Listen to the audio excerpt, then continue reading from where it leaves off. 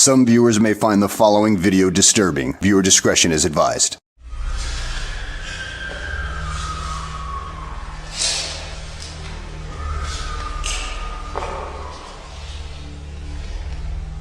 Summer, 1979. A time when teenagers basked in freedom and spent long evenings with friends in the quiet suburbs of California. But for 16-year-old Lucinda Cindy Schaefer, this summer would mark her tragic end. On the night of June 24th, Cindy vanished on her walk home from church. What happened next revealed a nightmare so horrific that it would shake California to its core. This is the story of Lucinda Schaefer and the evil that claimed her life. The first victim of the Toolbox Killers. Lucinda Lynn Schaefer, lovingly called Cindy by those who knew her, was an intelligent, kind-hearted 16-year-old with a bright future ahead of her. She grew up in Redondo Beach, a peaceful seaside community in Southern California, known for its picturesque coastline and close-knit neighborhoods. Cindy was described by friends and family as sweet, optimistic, and deeply rooted in her faith. She was an active member of her local Presbyterian church and dedicated much of her time to youth ministry programs. That Sunday evening in June 1979 started like any other. Cindy attended a meeting at her church, her mind likely filled with plans for the summer and the promise of brighter days. But Cindy could never have imagined that the peaceful streets she had walked countless times would lead her straight into the hands of two monsters. To understand what happened to Cindy Schaefer, we need to delve into the lives of her killers. Lawrence Bittaker and Roy Norris, two men whose evil intentions brought terror to California in the late 1970s. Bittaker, born in Pittsburgh, Pennsylvania, was the son of an aviation worker. He moved frequently as a child, which led to a troubled youth filled with neglect and behavioral issues. As an adult, he was a highly intelligent man with an IQ of 138, but he used his intelligence for manipulation and deceit. By the time he met Roy Norris, Bittaker had spent years in and out of prison for burglary and other crimes.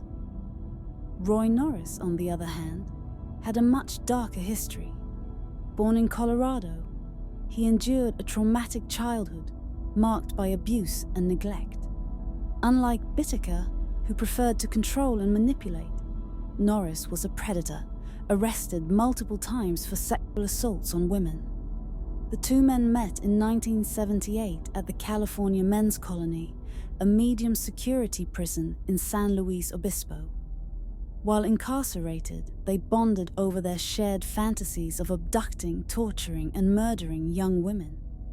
By the time they were released, Bittaker in late 1978 and Norris a few months later, they had solidified their plans to turn their twisted fantasies into reality.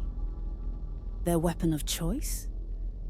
A modified 1977 GMC cargo van, which they called the Murder Mac.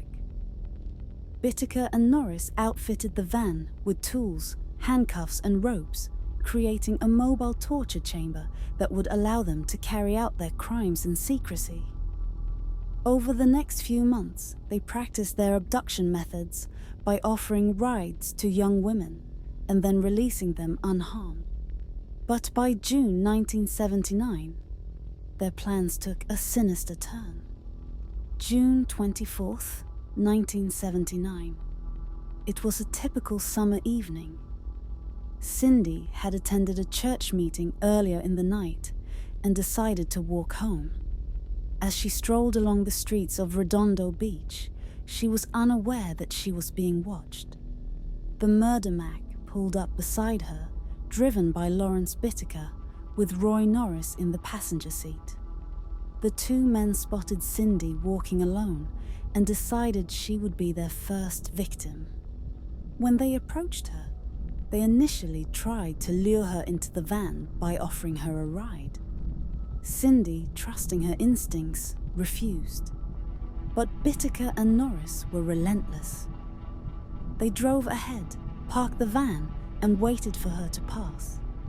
When she did, they grabbed her, forced her into the van, and restrained her with duct tape and handcuffs. Cindy's captors drove her to a remote area in the San Gabriel Mountains, far from the safety of her home and the reach of help. For hours, Cindy endured unspeakable terror. Bittaker and Norris took turns assaulting her while recording her cries of anguish on an audio cassette. They reveled in her pain, using tools such as pliers to inflict physical and psychological torment. Cindy pleaded for her life, but the killers were devoid of empathy. According to Norris, Cindy showed remarkable composure in her final moments. Despite the unimaginable horror she endured, she reportedly told them she wanted to pray before she died. Her strength and faith in such a moment stand in stark contrast to the depravity of her killers. After hours of torture, Cindy was strangled with a wire coat hanger tightened with pliers. Her lifeless body was then discarded into a canyon, left exposed to the elements and wildlife. Bittaker and Norris had completed their first murder and felt no remorse. In fact, they would later describe the experience as thrilling. When Cindy failed to return home, her family immediately reported her missing. A search began, but with no witnesses and no immediate leads, the case quickly went cold. Bittaker and Norris, however, didn't stop. Cindy's murder marked the beginning of a killing spree that would claim the lives of 4 more young women in the following months. Each victim suffered similar fates: abducted, tortured, and murdered in the mountains. Their reign of terror finally ended in November 1979, when Roy Norris, arrested on unrelated charges, confided in a friend about the murders.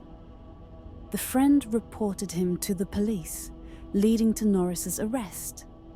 In exchange for a reduced sentence, Norris provided investigators with a full confession and led them to evidence of their crimes, including the horrifying audio recordings of Cindy's murder. The tapes, described as some of the most disturbing evidence ever heard in a courtroom, solidified their guilt. In 1981, Bittaker was sentenced to death, though he would spend decades on death row before dying of natural causes in 2019. Norris, in exchange for his testimony, received a life sentence and died in 2020. Lucinda Schaefer's murder, along with those of the other victims, remains a haunting reminder of the evil that can lurk behind ordinary appearances. Cindy's story serves as a call for vigilance and justice for the most vulnerable among us.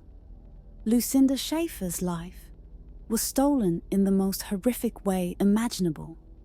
Though her story ended in tragedy, her legacy continues as a symbol of resilience and the importance of seeking justice for the innocent. Thank you for watching. If you found this story meaningful, please like, subscribe, and share. Let's ensure Cindy's story and the stories of all the victims are never forgotten. Stay safe, and we'll see you in the next video.